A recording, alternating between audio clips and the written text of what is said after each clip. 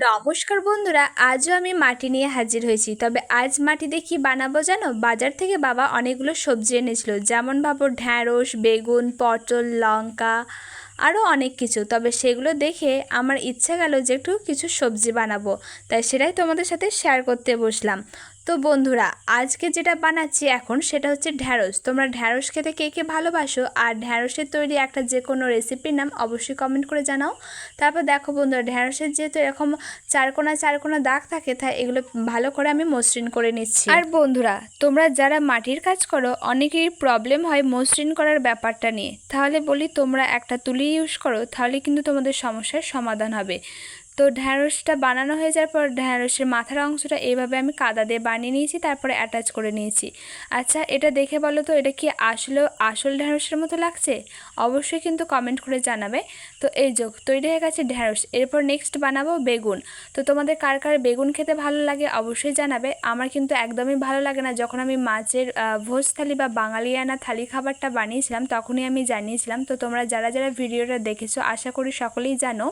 তো তারা হয়তো বলবে যে আবার নতুন করে বলার কি আছে, মানে তোমরা যারা নতুন বন্ধুরা দেখবে তাহলে হয়তো তারা জানতে পারবে যে আমি বেগুন খেতে পছন্দ করি না।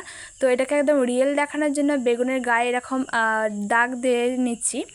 তো বন্ধুরা, তোমরা আমাকে অবশ্যই জানাবে যে এই বেগুনটার কী কালার করব। যেহেতু আমরা সকলেই জানি যে বেগুনের কালার বেগুনই হয়, আমরা কিন্তু এখন অফ হোয়াইট বা হালকা গ্রিন কালারের বেগুনও দেখতে পাই। তো তোমরা আমাকে কমেন্ট করে জানাবে যে এই বেগুনটার কী রং করব। তাহলে আমি সেই মতোই তোমাদেরকে কালার করে দেখাবো। কিন্তু বন্ধুরা, সমস্যা একটাই, এই যে প্রতিনিয়ত তোমাদের সঙ্গে নিত্য নতুন ভিডিও শেয়ার করছি, তোমরা এর পরিবর্তে আমাকে কোনো ভালোবাসা দিচ্ছ না, আমাকে নতুন কিছু বানানোর অনুপ্রেরণা যোগাচ্ছ না। সেটাই আমার খুব খারাপ লাগে। মাঝে মাঝে খুব জানতে ইচ্ছা করে যে এর কারণটা কি। তো তোমরা যদি এই কারণটা জেনে থাকো অবশ্যই আমাকে জানাবে। তো একটা লাইক তো করতেই পারো, বন্ধুদের সাথে তো শেয়ার করতেই পারো, তাই না? আর নেক্সট ভিডিওতে তোমাদেরকে বলি যে নেক্সট ভিডিওতে কি বানাবো অবশ্যই জানাবে, কিন্তু এর পরিবর্তে তোমাদের সাথে কোনো উত্তর পাই না। আর এদিকে দেখো বন্ধুরা, তোমাদের সাথে বকর বকর করতে করতে আমি কিন্তু একটা মাটির পটলও বানিয়ে নিয়েছি। আর এটা এখন যেটা বানাচ্ছি সেটা হচ্ছে কুমড়ো। তো এটা আসলে চাল কুমড়োর মতো বানানোর শেপটা করছি, জানি না কতটা চাল কুমড়ো শেপে আনতে পারবো। তো এই যে তুলি দিয়ে মসৃণ করলে দেখো কত সুন্দর মসৃণ হয়, সেটা তোমরা একদম প্র্যাকটিক্যাল প্রমাণ পাচ্ছ। কুমড়োর গায়ে যেহেতু একটু ফোলা ফোলা দাগ থাকে, তাই সেই মতো আঙুলে চেপে চেপে ভালো করে আমি দাগগুলো করে নিচ্ছি। এর পরিবর্তে তোমরা কিন্তু একটা চামচের পিছনের অংশটা দিয়ে এভাবে করে নিতে পারো। তো সেটা যদি দেখতে চাও আমি নেক্সট ভিডিওতে একটা মাটির কুমড়ো ভান্ডার করে দেখাবো। তো তোমরা কি মাটির কুমড়ো ভান্ডার দেখতে চাও অবশ্যই জানাবে।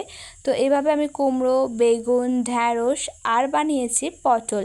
তো সেটাই আমি কমপ্লিট করে দিলাম আজকের সবজি। তো কেমন লাগলো সবজি মাটি তৈরি আরও সুন্দর জিনিস দেখতে চাইলে সাবস্ক্রাইব করো নকশাভার। বাই।